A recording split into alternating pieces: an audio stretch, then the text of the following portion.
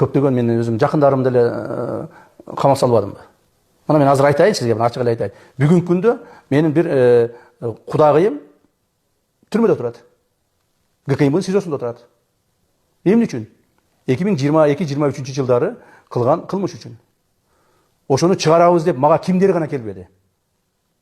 Бир тууган агам, ошонун кудагыйы, баласынын кайненеси. Бир тууган агам, башка туугандарым, тияк бияктар бүт баары келишти. Мен эч кимсе жол бербедим. Ал отурат, жана ал мыйзамдуу жазасын тартыш керек да. Эгерде мен ошол кишиге мыйзамдуу жазасын бере албасам, башка адамдар мага ишенбейт. Например, бир тууган агамдын баласы бир гайни сөгүп койгон экен, аны алып барып камадык. Эгерде мен аны камабай турган болсом, ал бир агамдын баласы бир гайни сөгүшү мүмкүн. Экинчиси бар прокурорду сөгүшү мүмкүн. Үчүнчүсү бар акимди сөгүшү мүмкүн. Коомубузда ошондо баягы тартип эмес, бардак башталат да. Ошол болбош үчүн ошо көз өтүп кеткен бир тууган агамдын баласын апарып мен камадым. Анын бир туугандары жана башкалардын бардыгы мени жек көрүшүп атат. Жек көрсө эмне кылайын? Мен үчүн мамлекеттик тартип керек.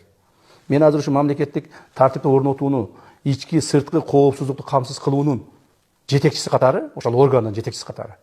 Өзүм принципиалдуу болбосо, анда бул органды мен мамлекеттик органды башкара албай калам да.